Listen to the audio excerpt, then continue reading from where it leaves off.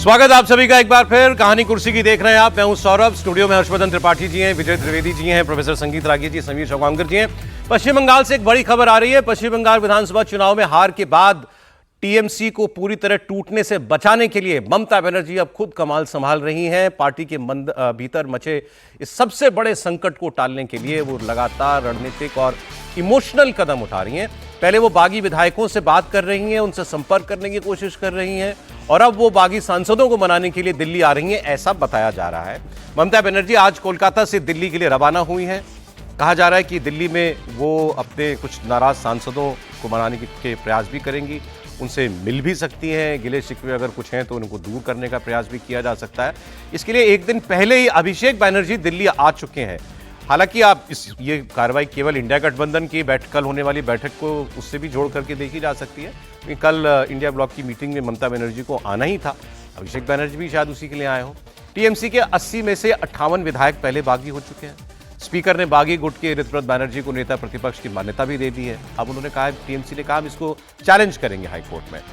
ममता बनर्जी ने सांसदों की एक मीटिंग भी बुलाने की बात सामने आई थी, लेकिन उसमें केवल 3 सांसद आए 28 सांसदों में से। अभिषेक बनर्जी, कल्याण बनर्जी और माला रॉय, वही उस लोकसभा के सांसद, ये 3 ही थे। राज्यसभा के 13 सांसदों में से सिर्फ 2 मौजूद थे। तो ये भी एक ममता बनर्जी के लिए बड़ी सरदर्द की बात हुई कि विधायक तो गए, अब सांसद ना चले जाएं। ऑल्दो ये इस बैठक से इनकार किया टीएमसी ने। उन्होंने कहा कि हमने विधायकों और सांसदों को बुलाया ही नहीं था। ये एक ऑर्गेनाइजेशन की मीटिंग थी जिसमें राष्ट्रीय पदाधिकारी जो थे उनको, राष्ट्रीय टीम को बेसिकली बुलाया गया था। हाँ, अब क्या सच्चाई है पता नहीं, लेकिन उसमें सांसद इतने ही आए जितने मैंने आपको बताया। तो दिल्ली इंडिया गठबंधन की मीटिंग के लिए तो समीर जी उनको आना ही था, निश्चित रूप से उनको आना था। ये बात थोड़ी अटपटी सी नहीं है कि वो विधायक सांसदों से मिले 1 to 1 और उनसे बात करें? जो फोन ही नहीं उठाएंगे, सांसद फोन नहीं उठा रहे हैं, सांसद आपके कॉल का रिस्पॉन्ड नहीं कर रहे हैं, सांसद आपके व्हाट्सएप का और एसएमएस का मैसेज नहीं कर रहे हैं, तो ममता बनर्जी को अब आना मजबूरी। और पक्की बात है, ये आपकी इन्फॉर्मेशन है? पक्का खबर है ये कि ममता बनर्जी सांसद टच में नहीं है। और सबसे बड़ी चिंता ममता बनर्जी को अपने राज्यसभा के जो 13 सांसद है उनको लेकर हो रही है। खबर ये रही कि राज्यसभा का बड़ा सांसदों का वर्ग टूटने की स्थिति में है, क्योंकि ममता बनर्जी जानती है कि वो राज्यसभा के सांसद या तो इस्तीफा दे देंगे या इतने हो जाएंगे कि जैसे आम आदमी पार्टी के 7 सांसदों ने गुट बनाकर भारतीय जनता पार्टी में शामिल हो गए, तो क्या उस स्टेज के ऊपर राज्यसभा के सांसद चले गए कि 13 में से लगभग 9 से 10 सांसद अलग गुट बना लें और कल वो भारतीय जनता पार्टी में चले जाएं, या स्थिति में आ जाए कि वो इस्तीफा दे दे, तो भारतीय जनता पार्टी के पास इतने एमएलए हैं बंगाल के अंदर कि भारतीय जनता पार्टी अपने एमएलए को जिताकर बंगाल से राज्यसभा ले जाएगी। ये नया वर्जन है ऑपरेशन लोटस। बिल्कुल, तो मुझे लग रहा है कि वही सबसे बड़ी चिंता है। और ममता बनर्जी लोकसभा के अपने 28 सांसदों को एकजुट करने के लिए, राज्यसभा के 13 सांसदों को एकजुट करने के लिए यहाँ पर आ रही है। राहुल गांधी से मिलेगी, भविष्य की राजनीति कैसा करना उसकी विचार करेगी। और मुझे लगा कि सबसे बड़ी चुनौती ममता बनर्जी के लिए अपने सांसदों को बचाकर रखना है। किसी भी सांसद का अपने सोशल मीडिया अकाउंट पर ममता बनर्जी के फेवर में कोई बयान नहीं आया है कि ममता बनर्जी के साथ है और ममता बनर्जी की हमारी नेता है। एयरपोर्ट वाली पिक्चर, हाँ, मैं इन्हीं के ऊपर बात करना चाह रहा था कि कितना सरप्राइजिंग है कि वो अभिषेक बनर्जी को अभी भी इतना भी नहीं वो करवा पा रही कि भाई तुम थोड़ी दिन बैकग्राउंड में रह लो, हर उनको न्यूज में ना आए। अब आपने अपॉइंटमेंट अभी किया, खुद ही डील करें और हाँ, उनको थोड़ा बैक चैनल में यूज करना है तो, लेकिन वो अभी भी फेस बने हुए ममता जी जितने ही। त्रिपाठी जी, नहीं, मुझे लगता है कि ये थोड़ा सा मतलब जिस ह्यूमन नेचर की वजह से ये सब हुआ है और जो अपना बड़ा प्रिय होता है, अब ममता जी का जिस तरह से, जिसको हम कहते हैं ना कि पूरा राजनीतिक अगर देखें तो जब तक वो परिवार नहीं अपनी लड़ाई लड़ रही थी, नेता के तौर पर लड़ रही थी, कांग्रेस जैसी पार्टी छोड़ दी, फिर भी अपनी सत्ता बना ली, कम्युनिस्टों को ख़त्म कर दिया, लेकिन जैसे ही परिवार आ गया तो फिर सारे फैसले, सारे निर्णय, वो जो कहते हैं ना कि टीन एज एक शब्द होता है, तो टीन एज अभिषेक बनर्जी से युवा होता अभिषेक बनर्जी ने सारे लिए। अब आप कह रहे हैं कि कितना हटा दें, कर तो दिया, 2 ज्वाइंट जनरल सेक्रेटरी लगा दिए इनके साथ, तो उसको अखबारों ने लिखा कि उनके पर कतर दिए। क्या पर कतर? महासचिव के साथ 2 संयुक्त महासचिव लगा दिए। मुझे नहीं लगता है कि ममता बनर्जी इस स्थिति में है कि वो अभिषेक को कहें कि तुम पीछे हो जाओ। अब तो उनको ये कहना है कि तुम आगे आके जितना करना है करो, या ममता बनर्जी के दिमाग में जो रणनीति है उसको करना पड़ेगा। लेकिन ये इससे तो नहीं होने वाला है कि बुला के बैठक कर लें। उनको अब सबको डिस्काउंट करके अपना भरोसा, अपनी ताकत करने की अगर क्षमता है तब तो वो बचेंगे, नहीं तो नहीं बचने वाले। भाई आप देखिए, वो कल जो मैं प्रोग्राम सुन रहा था आपका, तो वो जो उनके प्रवक्ता हैं, क्या नाम उनका, जो लेटेस्ट जिन्होंने कल पोस्ट किया था, कुणाल घोष का पोस्ट बड़ा डैमेजिंग है। वो तो गजब ही है। कुणाल घोष कह रहे हैं मैं ममता बनर्जी के साथ हूं, लेकिन जो गलत हो रहा है मैं उस पर आंखें भी मूंद नहीं सकता। हाँ, खड़े कहाँ हैं?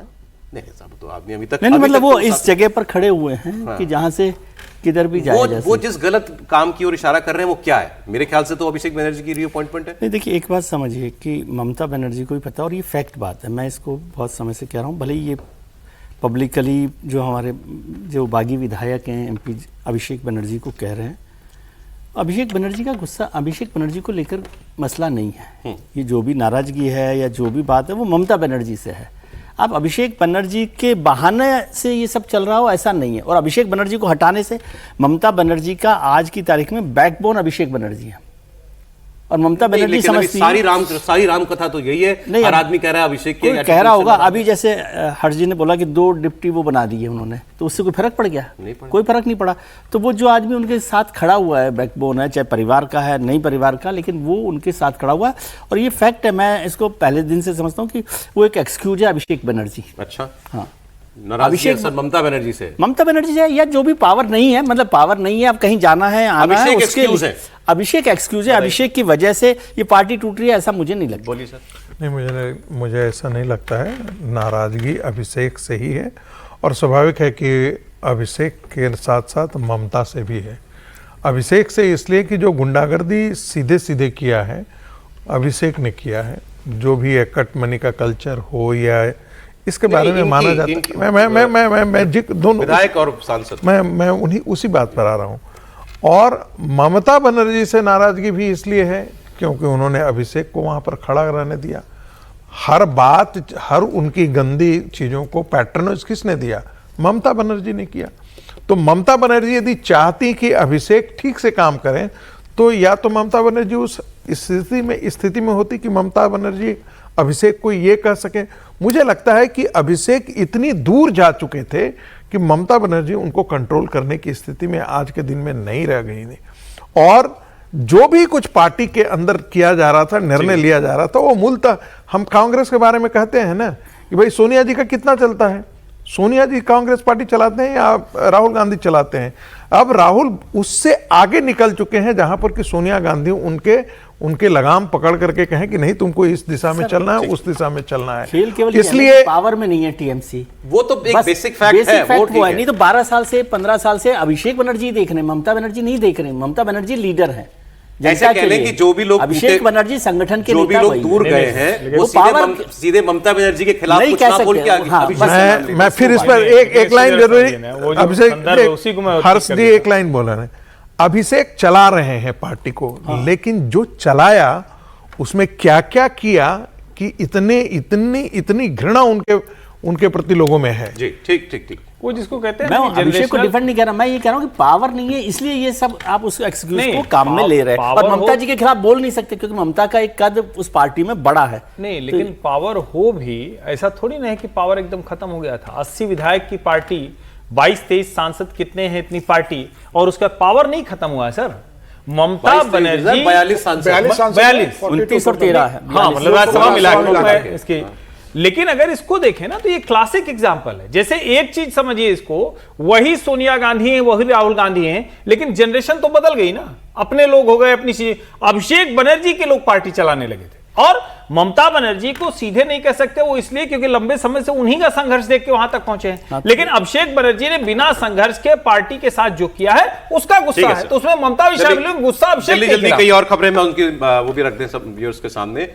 गोलीकांड में फरार फैजल खान उर्फ खान सर कहां पर है? ये फैजल खान मिल ही नहीं रहे हैं, ना ये सरेंडर कर रहे हैं। कल दिन भर इनको अदालत में लोग ढूंढते रहे, पता लगा ये वहां गए ही नहीं थे। क्या खान सर जेल जाने से डरते हैं? बिल्कुल सही बात है, हर कोई डरता है। पटना के कोचिंग किंग कहे जाते हैं ये फैजल खान उर्फ खान सर।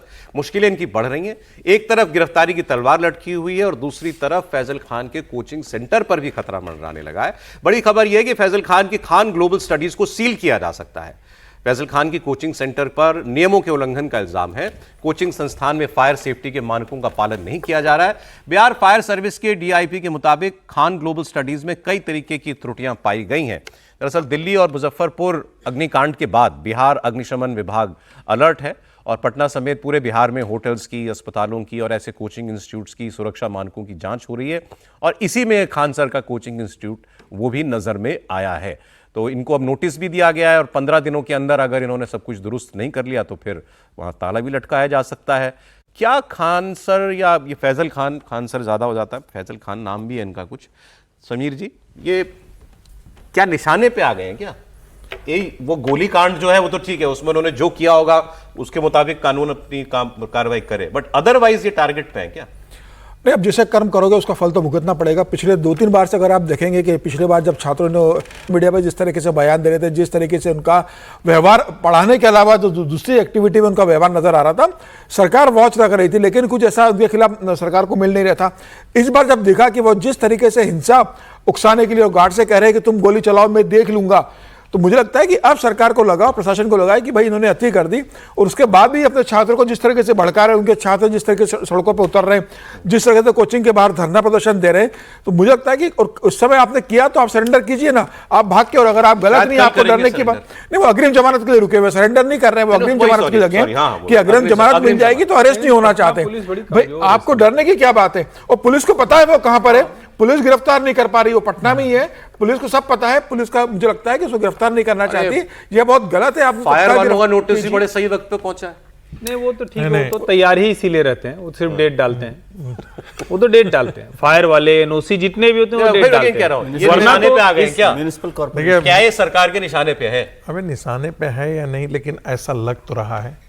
अब उनके 2 चाचा हैं और उन दोनों चाचाओं का बयान आया है कि ये ऐसा ही आदमी है, ये फर्जी डिग्री लेकर के करता है, इसके पास कोई बड़ी डिग्री नहीं है, ये पढ़ा रहा, बोलने में बड़ा अच्छा है, एक कुछ दिया नहीं होगा, चाचा पे ईर्ष्या तूने गई मेरे मन से। नहीं, दूसरा ये भी कि ये दबंगई शुरू से करते आ रहा है, ये भी एक बात उन्होंने जोड़ा कि ये दबंगई और दबंगई, लेकिन जो इससे छोड़ दीजिए, मैं शुरू से एक बात ये कहता हूं कि खान को फैजल खान को आप एक शिक्षा माफिया के रूप में देखेंगे तो ज्यादा बेहतर होगा। ठीक है सर। जो व्यक्ति जो है वो सारा काम करता है, जिससे हमने कोचिंग, जैसे हमारी कोचिंग में 10 लोग पास करके आए या 5 लोग पास करके आए और उसके बाद हमने अपना एडवर्टीजमेंट दिया 25 लोगों का, जिसमें 15 लोगों का हमने पैसे दे करके ये किया। तो ये सब कोचिंग माफिया वाले करते हैं कि हमारे यहाँ से 15 ये इंटरव्यू देकर, यूजर प्रैक्टिस है,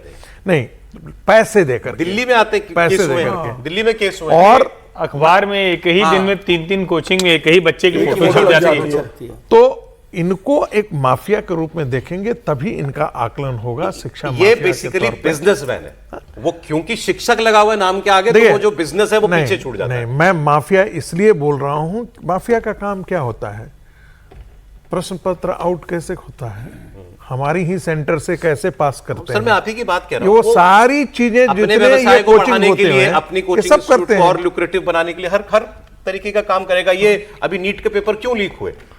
वो किसी की ट्यूशन क्लासेस चल पड़े इसीलिए लीक हुए ना, और क्या वजह थी?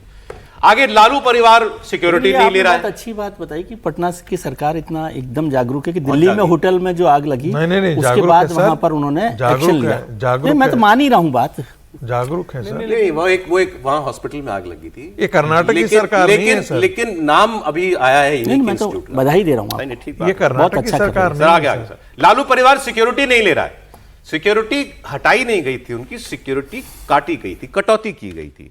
उन्होंने कहा हम लेते ही नहीं, एक भी नहीं लेंगे। बिहार सरकार ने लालू परिवार की सुरक्षा घटाने का फैसला किया तो नाराज होकर लालू यादव, तेजस्वी यादव और राबड़ी देवी सब ने अपनी अपनी सुरक्षा लौटा दी। अब राबड़ी लालू के घर के बाहर उनकी पार्टी के लोग, आरजेडी के वर्कर सिक्योरिटी कर रहे हैं। देखिए, कोई पुलिस वाला नहीं दिखाई देगा आपको, कार्यकर्ता लाठी डंडा लेकर घर के बाहर पहरा देते हुए आपको दिखाई देंगे। गेट के बाहर कुर्सी लगा करके बैठे हैं, अंदर बैठे हुए हैं। जहां पर कभी सुरक्षा बल हुआ करते थे वहां पर आरजेडी के कार्यकर्ता हैं। अब इस घटनाक्रम का दूसरा दिन हो गया। पहले इनके पास Z+ सिक्योरिटी थी, इसको घटा करके एक स्पेशल सिक्योरिटी कर दिया गया था। अब कम ही की गई, हटाई तो नहीं गई थी। अब अगर ये स्टेटस सिंबल है तो बात और है, अगर नाक का सवाल है तो बात और हो गई। सिर्फ स्टेटस सिंबल। लेकिन नहीं, अब ये सर एक दूसरे डोमेन में चला गया ना। अब अगर उन्होंने मना ही कर दिया, कितने दिन तक ऐसे चलेगा? अच्छा फिर मान लीजिए कोई आकर के गाड़ी के पास ही शीशे पर थप ही कर दे, सर हो गया उसी दिन। सर राबड़ी देवी को क्या सुविधा मिली हुई है सर? हटाया, झड़प हटाया तो उनको दी है बीसेफ की 2-8 हाउस गार्ड, पटना जिला बल के 3 महिला पुलिस सादे लिबास में, 3 जवान वर्दी में, पायलट और बुलेट प्रूफ कार और जिला बल के स्कॉट तथा पायलट की प्रतिनियुक्ति दी गई है। ये आप पूरे थाने के जिक्र कर रहे हैं? ये राबड़ी देवी को दिया गया है, जो घटा के दिया गया है वो दिया गया है। दे दिया गया है, ये मतलब एक थाना उनकी सुरक्षा में लगा, एक थाना दिया गया है सुरक्षा में, और वो कह रहे हैं कमाल है कि Z+2 भाई। ये के बाद- तो एक नहीं, थाना की बात कर रहे हैं। यदि मीसा भारती को 3 बॉडीगार्ड, पिता लालू प्रसाद जी, उनकी माता जी, उनके दोनों बेटे, सबको अलग-अलग बेटियां, मिला है। ये देखिए, इन मैं ये सबका कह रहा हूं भाई, अगर इनका एक सबका थाना एक जोड़ यूनिट में दिया लग रहा है, जाए क्या-क्या दिया तो उनको 100 सिक्योरिटी गार्ड तो इनके परिवार पर काम कर मतलब रहा एक है। बटालियन हो गई फिर। पूरी बटालियन काम कर रही है।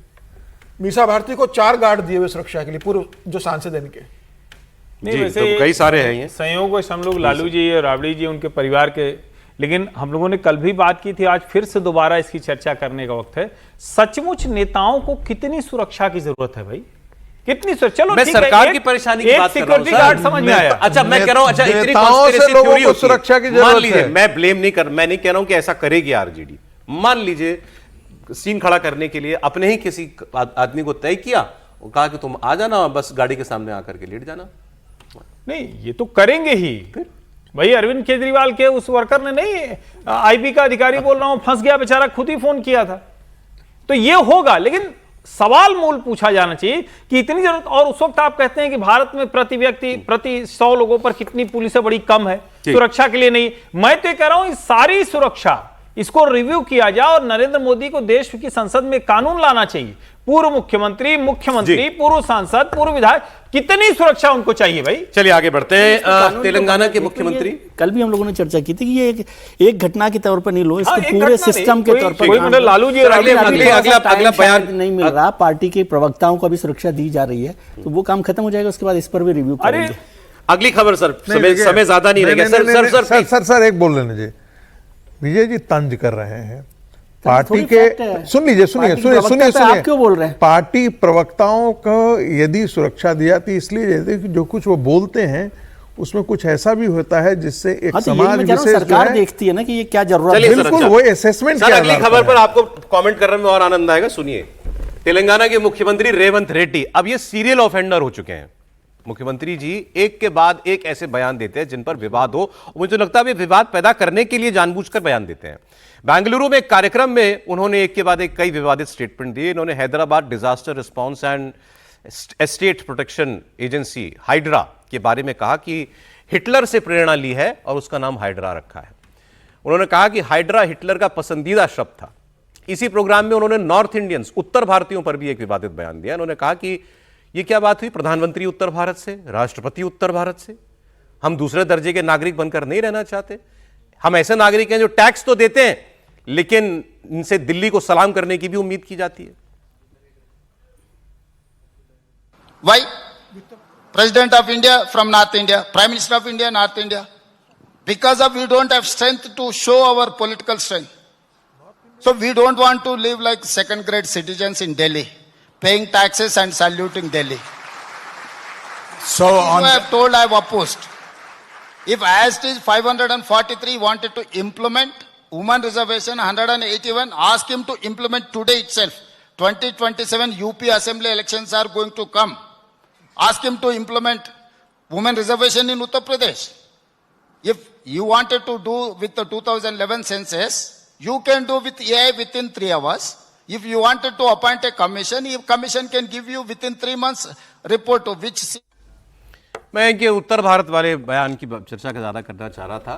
भाई प्रधानमंत्री तो वही बनेगा जहां से भी जीत के आए। प्रधानमंत्री तो जनता, देश की जनता चुनती है। अब उनको इस पर भी एतराज है कि फिर राष्ट्रपति भी वहां की क्यों है, नॉर्थ की क्यों है। हालांकि वो तो उड़ीसा की है, तो उड़ीसा तो किसी भी पैमाने पर नॉर्थ पे नहीं आता। लेकिन रेवंत रेड्डी जी को इस सबसे क्या मतलब था? उनको उत्तर दक्षिण करना था किसी बहाने से। फिर वो कहते हैं टैक्स हम देते हैं और सलाम भी हम करें। जी त्रिपाठी। नहीं, एक तो ये कि उनको थोड़ा गलतफहमी है, आंकड़े थोड़ा दुरुस्त कर लें। और जिस आज हैदराबाद पर, जिस हैदराबाद राजधानी को लेकर इतना कुछ कर रहे हैं, वो चंद्रबाबू नायडू की बनाई हुई है। जो चंद्रबाबू नायडू कह रहे हैं कि 5 भाषा 10 भाषा सीखो, हम नई राजधानी बना देंगे, हम अब साइबराबाद बनाए थे हम आर्टिफिशियल इंटेलिजेंस का, और उनके यहाँ सबसे बड़ा मतलब अंबानी, अडानी, गूगल सब उनके यहाँ गए हैं समझौता करने। ये भी सोचिए छोटी बात नहीं है। सवाल ये, क्या रेवंत रेड्डी सिर्फ और सिर्फ अपनी कुर्सी बचाने के चक्कर में राहुल गांधी का विभाजक विचार लगातार बढ़ाएंगे? कौन कितना पैसा देके बनता है, कितने 100 करोड़ लेकर कुर्सी बची रहती है, वो बयान सबको ध्यान में होगा। इन्हीं का बयान था रेवंत रेड्डी का कि इन्होंने केसीआर के लिए क्या कहा था, बिहार के लोगों पर क्या टिप्पणी की थी। इन्हीं रेवंत रेड्डी का बयान था कि मुसलमान मतलब कांग्रेस, कांग्रेस मतलब मुसलमान, हम न हो तो तुम रह ही नहीं पाओगे। इन्हीं रेवंत रेड्डी का बयान है कि सारे लोग उत्तर भारत के हैं, उनको ये पता ही नहीं है कि उड़ीसा कहाँ है, गुजरात कहाँ है। इनमें से दोनों उत्तर भारत में नहीं, न राष्ट्रपति, न प्रधानमंत्री, न गृह मंत्री, इनमें से कोई नहीं। और रक्षा मंत्री आए तो वो उत्तर प्रदेश के आते हैं, लेकिन नितिन गडकरी आपके कहां के हैं, आपके अश्विनी वैष्णव कहां के हैं, आपके निर्मला सीतारमण, नहीं सारे लोग, डॉक्टर एस जयशंकर कहां के। एक तरह से कहें तो रेवंत रेड्डी सिर्फ उन्होंने उछाल दिया। अच्छा, कमाल की बात यह है कि मैं देख रहा था कई लोग उसको उत्तर भारत लिख के सोशल मीडिया पर भी डाल दे रहे हैं। तो मुझे लगता है अपनी कुर्सी बढ़ाने के लिए रेवंत रेड्डी ये अंडरलाइन करना चाहते हैं कि नॉर्थ इंडिया में हम बड़े पावर, साउथ इंडिया में बड़े पावरफुल है। ऐसा ना हो जाए वो साउथ इंडिया में ही रह जाए।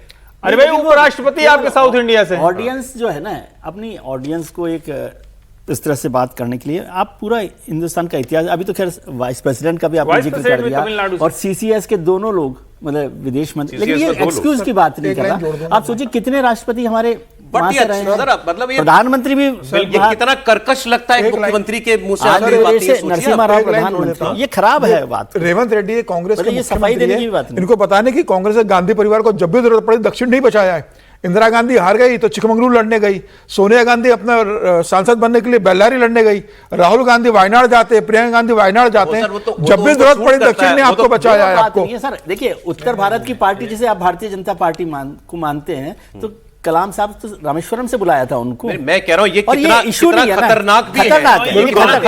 मैं इसको एक मुख्यमंत्री ये बार बार बता रहा है कि साउथ इंडियंस आर सुपीरियर और इसको नॉर्थ इंडियन, इसको जरा यही बोल रहे हैं ना। बिल्कुल, हम बार नहीं वो ये भी नहीं, विभाजन कर रहा है, एक विभाजन की बात कर रहा है। सुपीरियर तो कहने में ठीक है, जो भी बात। वो डीएनए वाला बयान को क्या था, यही था ना। बिल्कुल, बिहार में जो बयान दिया था वो किस लिए दिया था इन्होंने? तो फिर इसका मतलब सुपीरियर रेस है। तो राहुल गांधी को स्वीकार नहीं करना चाहिए, उनको प्रियंका को स्वीकार नहीं करना चाहिए। नहीं, ऐसे कैसे कह रहे हैं? राहुल जी ने तो कहा था वहां पर वायनाड में कि उत्तर भारत के वोटर्स जो है कम समझते हैं, दक्षिण भारत के वोटर ज्यादा समझते हैं। ये वही काम कर रहे हैं जो राहुल चाहते हैं। राहुल जी भी नॉर्थ साउथ के बीच में चाहते थे कि टकराव हो जाए, और बार बार वो सदर्न इंडिया के बारे में बोलते थे कि भाई वहाँ हम आते हैं तो कुछ और दिखाई देता है, यहाँ तो पढ़े लिखे लोग हैं, दिखाई ही नहीं देते हैं। कैसे वोट करते हैं उनको इशू बेस्ड, उनको इंटेलिजेंस ही नहीं है ताकि वोट करते हैं। शुरुआत तो राहुल गांधी की। तो स्वाभाविक है कि राहुल गांधी के ये बात कही थी, राहुल गांधी के साउथ नॉर्थ ये जो डिवाइड है वो उनकी पॉलिटिक्स को सूट करता है। ये भी उसको खतरनाक है सर। और राहुल गांधी खुद अगर संज्ञान ले इन बातों का तो कुछ शायद मतलब ऐसे में तो इनकी क्लास लगानी चाहिए। क्या क्लास लगाना, तो राहुल गांधी की कौन क्लास लगाएगा इन मुद्दों पर? ऐसे ही इनसे ज्यादा कर्कश और कठोर बात